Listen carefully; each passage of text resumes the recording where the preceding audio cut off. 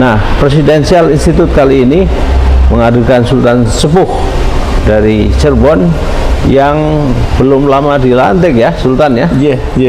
Sehat selalu ya, Sultan? Alhamdulillah. Nah, Sultan. Ya. Ini kan saya melihat bahwa kesultanan di Indonesia itu kan sangat banyak sebenarnya, dan itu luar biasa kontribusinya terhadap berdirinya negara Kesatuan Republik Indonesia.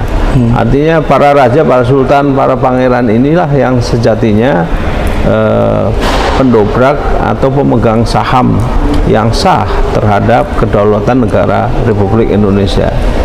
Nah, bagaimana menurut Sultan, apa yang dirasakan saat ini terhadap suasana kebangsaan? Ya, barangkali Sultan mewakili sedikit dari sekian banyak sultan yang juga mungkin jengah melihat kondisi bangsa kita saat ini.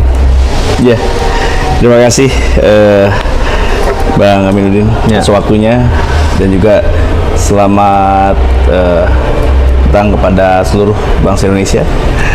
Jadi memang ini yang menjadi sebuah permasalahan ya, dan juga sebuah kegalauan lah kalau dibilang sekarang, dimana para raja dan sultan ini saat ini ditempatkan pada posisi sebagai ikon budaya saja ya.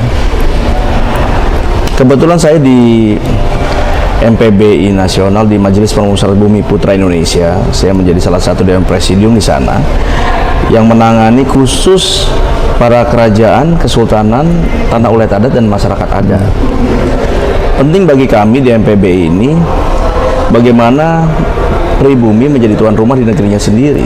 Nah, 5 tahun kurang lebihnya dalam perjalanan saya di komunitas Raja-Raja Nusantara, dan juga 10 tahun saya membawa bendera Santana Kesultanan Cirebon. Sebelum saya ketua Buhun Pemangku Adat tertinggi Nusantara, Santana Kesultanan Cirebon. Jadi seluruh zuriat Kanjeng Sinun dan Pangeran Cakrabon itu di bawah saya. Nah, saat ini yang menjadi permasalahan yang terjadi mengenai para raja dan sultan, notabene mereka ini adalah kan komisaris ya, komisaris dari negeri ini. Betul.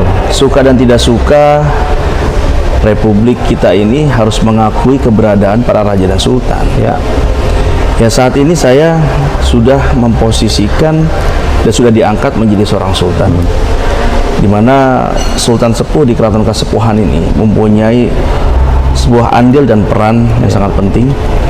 Bagaimana kita bersama-sama mengembalikan kembali yang namanya jati diri bangsa ini, karena para raja dan sultan ini merupakan salah satu jati diri yang tidak bisa dihilangkan ataupun dilepas dari negeri ini. Ya, begitu Bang Aminuddin. Jadi miris sekali ketika kami hanya difokuskan untuk mengurusi hal-hal yang menurut kami itu sudah ada generasi muda ataupun putra bangsa kita yang memang menangani hal itu mengenai seni budaya ya. Kita hanya sebagai yang mencoba untuk mengakomodir ya para seniman dan budayawan agar mereka bisa mempertahankan, seolah-olah hanya pelengkap saja gitu ya.